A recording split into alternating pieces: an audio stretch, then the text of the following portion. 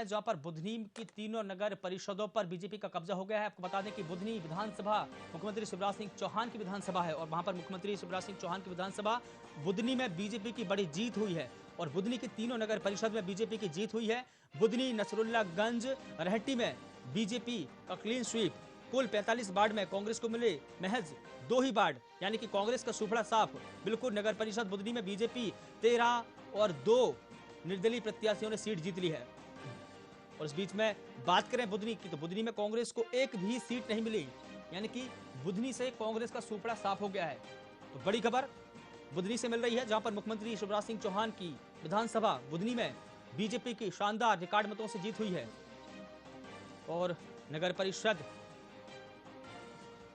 परिषद नसरुल्लागंज में बीजेपी के 12 और 2 निर्दलीय जीते हैं और नगर परिषद नसरुल्लागंज में कांग्रेस में से एक व्यक्ति जो है निर्दलीय जीता है।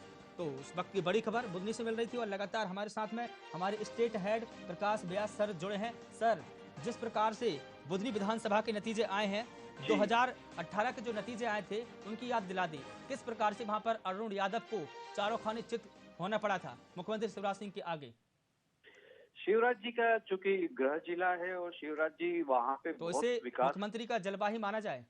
जी जी बिल्कुल।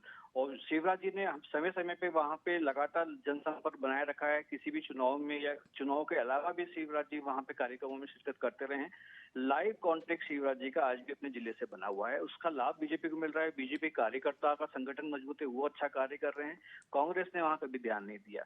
इन 5 में से आप देखें, 2 सबसे नतीजे चौंकाने वाले हैं। एक है कटनी का, जी जहां निर्दलीय उम्मीदवार बीजेपी और कांग्रेस से आगे चल रहे हैं और हो सकता है वो जीत भी जाए। दूसरा है रीवा का, जहां पे बीजेपी ने काफी मेहनत की थी लेकिन कांग्रेस उम्मीदवार आगे चल रहे हैं। जी बिल्कुल। मुरैना में भी जो है फाइट चल रही है, लेकिन देवास और रतलाम आप जानते ही हो कि बीजेपी का वो गढ़ रहा है और बाकी जो इन 2 राष्ट्रीय नतीजे पूरे बीजेपी के फेवर में है, इसलिए जी वो निश्चित था कि बीजेपी वहां आएगी। जी बिल्कुल सर। लेकिन कटनी सबसे चौंकाने वाली बात है। कटनी में चौंकाने वाली इसलिए है क्योंकि जिस प्रकार से सिंगरौली चौंकाने वाली रही है, जी जी उसी तरीके से कटनी भी चौंकाने वाली रही है। और उससे जी। अधिक चौंकाने वाले नतीजे हम ये देख रहे हैं कि बुधनी से आ रहे हैं, जहां पर मुख्यमंत्री शिवराज सिंह चौहान का वो विधानसभा क्षेत्र है।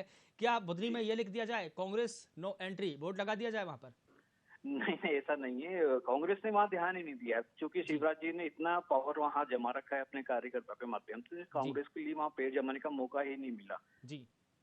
लेकिन जो रिकॉर्ड मतों से मुख्यमंत्री शिवराज सिंह चौहान ने विधानसभा चुनाव जीता था, किस प्रकार से वहां पर अरुण यादव को चंद ही हजार वोटों से वहां पर मायूस लौटना पड़ा था? वो उस याद समय हमको इसलिए आ रहा है क्योंकि जिस जी प्रकार से वहां जी। पर नतीजे आ रहे हैं वार्ड बाई वार्ड, और हर नगर परिषद में कांग्रेस का सुपड़ा साफ दिखाई दे रहा है। नहीं, इस बार शिवराज जी ने अपनी गलती सुधारी है। पिछली जी बार के मुकाबले इस बार जी उन्होंने ज्यादा ध्यान दिया है। जी बिल्कुल ठीक है। उनकी विधानसभा की बात मान लेते हैं, चूंकि वो उनका गृह जिला भी है, उनकी विधानसभा भी है। लेकिन अन्य जगहों की अगर हम बात करें तो वहां पर किसे इसका श्रेय दिया जाए, जिम्मेदार माना जाए? कटनी की बात करें तो कटनी में किस की जिम्मेदारी है? क्या वहां पर टिकट बंटवारे को लेकर कोई गलती हुई, हाँ, संगठन स्तर पर कोई गलती हुई? मुख्य मुख्य मुद्दा जो है टिकट बंटवारों को लेकर जो असंतोष था बीजेपी और कांग्रेस में, उन्होंने निर्दलीय का साथ दिया और निर्दलीय भी कहीं ना कहीं कांग्रेस से जुड़े रहे हैं और संगठन में कार्यकर्ताओं के लोग कांग्रेस के जो है उनके साथ कार्य करते रहे। तो कांग्रेस को कहीं ना कहीं उन्होंने वोट को खसकाया है उनके लिए। जी बिल्कुल।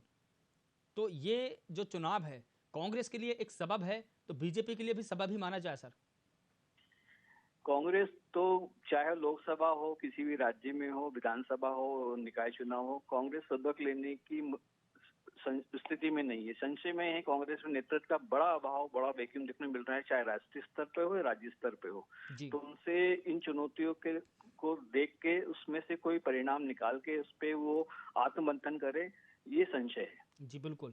लेकिन सर अभी थोड़ी देर पहले हमारे साथ में बात कर रहे थे पवन पटेल जी, जो कि जी कांग्रेस के प्रवक्ता हैं, और आम आदमी पार्टी से प्रवक्ता हमारे साथ में जुड़े थे विमलेश आरबी, और बीजेपी जी से जुड़े थे दीपक विजयवर्गीय। तीनों से हमने बात की, तीनों से अपने मत मांगे और उनका जो अभिमत क्या था वो भी हमने उनसे पूछे। लेकिन उन्होंने विमलेश जी ने और पवन जी ने एक सुर में ये बात कही है कि बीजेपी जो है, हमको जनता का जो मत मिला है, हमको बीजेपी से लड़ने की बजाय हमको प्रशासन से लड़ना पड़ा, यानी सिस्टम से लड़ना पड़ा। बीजेपी ने जिस प्रकार से सिस्टम का दुरुपयोग किया है, उससे विपक्ष अधिक लड़ रहा है बीजेपी से लड़ने की बजाय। ये आप जानते हैं, चुनाव में इस तरह की शिकायतें, इस तरह के आरोप प्रत्यारोप चलते रहते हैं। सिस्टम निष्पक्ष होकर काम करता है और सिस्टम में यदि 2-5% कहीं पक्ष भी लिया जाता है तो उसका चुनाव नतीजे पे कोई फर्क नहीं पड़ता है। जब कांग्रेस चुनाव जीत रही थी तो बीजेपी आरोप लगाती थी, आज बीजेपी चुनाव जीत रही थी तो कांग्रेस विपक्ष में, इसलिए आरोप लगाना निश्चित है। इसमें कोई संशय की बात नहीं है, इसमें कोई दुविधा की बात नहीं है, नहीं, ये लेकिन सर राजनीति में उन्होंने होता जिस है। प्रकार से ब्यूरोक्रेसी को कटघरे में खड़ा करा, हम मैं मेरा जी पूरा आशय था ब्यूरोक्रेसी पर, यानी कि जो डेमोक्रेसी में ब्यूरोक्रेसी की आप तो जानते हैं सर कितनी महत्वपूर्ण और महत्ता होती है, क्योंकि उन्होंने जी सीधा उंगली उठाई है, सीधा कटघरे में अगर किसी को खड़ा किया तो ब्यूरोक्रेसी का क्या है। तो क्या हम ये माना जाए कि जो ब्यूरोक्रेसी है उस पर सत्ता का बिल्कुल प्रभाव है और सत्ता के प्रभाव में ब्यूरोक्रेसी काम कर रही है? ये एक बड़ा सवाल इसलिए भी माना जा रहा है क्योंकि ये जो आरोप है कांग्रेस की तरफ से वो लंबे समय से लगते आ रहे हैं। जब से कांग्रेस सत्ता से बाहर हुई है तब से ही कांग्रेस ने ये आरोप लगाना शुरू कर दिया था कि बीजेपी ने है ना ब्यूरोक्रेसी का दुरुपयोग किया है और ब्यूरोक्रेसी का पूरा प्रभाव सत्ता का रहा है। सिस्टम तो हमेशा शासन, मतलब जो भी प्रशासन है, चाहे राज्य का हो, जिले का हो, तहसील का हो, वो शासन के अधीन ही काम करता है। जी निर्णय जो है प्रशासन लेता है, प्रशासन को उसको जमीन पे इम्प्लीमेंट करना होता है। लेकिन प्रशासन में हमारे इतने सक्षम अधिकारी हैं कि वो किसी दबाव में या किसी विधायक के या किसी राजनीतिक दबाव में आके निर्णय नहीं लेते। तो ये जो भी आरोप है बेबुनियाद रहते हैं। हाँ, कुछ 1-2 शिकायतें मिलती है, उसका मतलब ही नहीं होता कि पूरा सिस्टम खराब है। जी